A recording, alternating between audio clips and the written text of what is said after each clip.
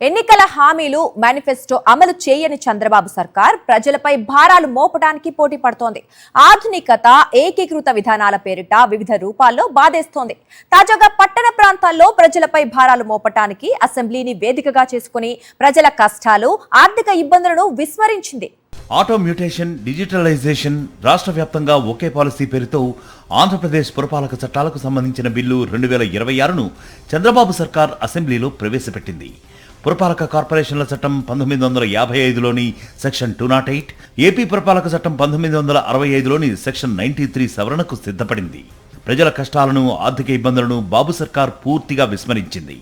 ఆస్తి అమ్ముకోవాలన్నా, gift deed కింద ఇవ్వాలన్నా అప్పటి వరకు ఉన్న బకాయిలు చెల్లిస్తేనే రిజిస్ట్రేషన్ జరుగుతుందని తెలిపింది. స్థానిక సంస్థలు నిర్ణయించాల్సిన ఫీజును పూర్తిగా రాష్ట్ర ప్రభుత్వమే నిర్ణయించేలా అధికారం తీసుకుని స్థానిక సంస్థల అధికారాలకు కత్తెర వేస్తోంది చంద్రబాబు సర్కార్. బిల్లులో ప్రభుత్వం చూపిన కారణాలు చూసి నిపుణులు సైతం విస్తుపోతున్నారు. ఒకే పాలసీ పేరుతో సామాన్యుల ఇబ్బందులను విస్మరించి ఆదాయం దండుకోవడమే లక్ష్యంగా కనిపిస్తోందని విమర్శిస్తున్నారు. ఆదాయం రాబట్టుకోవడానికి చట్టాల్లోని పలు సెక్షన్లను సవరించడానికి సిద్ధపడ్డ చంద్రబాబు సర్కారు దానిలోని లోపాలు, ప్రజల కష్టాలు, ఆర్థిక ఇబ్బందులను విస్మరించింది. కొత్తగా ప్రవేశపెట్టిన బిల్లులో మ్యూటేషన్ ఫీజు ఎంత శాతం, ఎంత మొత్తంలో ఉంటుందో కూడా నిర్దిష్టంగా చెప్పలేదు. ఆస్తి అమ్మకం, బహుమతి, తనఖా విభజన, మార్పిడి లేదా వారసత్వ బదిలీ అవ్వాలన్నా ఆస్తి పన్ను బకాయిలు పూర్తిగా చెల్లించాలి, మ్యూటేషన్ ఫీజు చెల్లించాలి. అప్పుడే రిజిస్ట్రేషన్ అనంతరం పురపాలక రికార్డుల్లో కొత్త యజమాని పేరు ఆటోమేటిక్గా నమోదవుతుంది. అసెస్మెంట్ లేని ఆస్తులు కూడా పురపాలక పన్ను పరిధిలోకి వస్తాయి.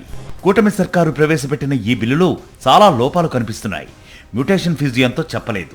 బిల్లులో ఫీజు మొత్తం, శాతం, కనిష్ట, గరిష్ట పరిమితులను ప్రభుత్వం ఎప్పటికప్పుడు నిర్ణయిస్తుందని మాత్రమే పేర్కొంది. పట్టణ, స్థానిక సంస్థల కేటగిరీల వారీగా శాతం ఆధారిత రేట్లు నిర్ణయిస్తామని చెప్పిన సర్కారు అసలు సవరణ క్లాజుల్లో శాతం, కేటగిరీలు, రేటు నిర్ణయించే ప్రమాణాలను పొందుపరచలేదు. సామాన్యుడు ఏదైనా అవసరం ఉండి ఆస్తి అమ్ముకోవాలన్నా బిల్లులో పొందుపరిచిన నిబంధనలు గుదిబండగా ఉన్నాయి.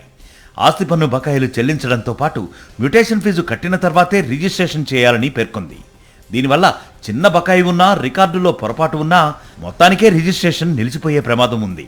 ఆస్తి పన్ను నిర్ణయాన్ని యజమాని కోర్టులో సవాలు చేసినప్పుడు రిజిస్ట్రేషన్కు అనుమతిస్తారా లేదా అన్నది కూడా చెప్పలేదు. మరోవైపు సందర్భానుసారంగా బదిలీదారుడు, బదిలీ పొందేవారు బకాయిలు చెల్లించాలని పేర్కొన్నా ఎవరు ఏ బకాయి చెల్లించాలనేది స్పష్టత ఇవ్వలేదు.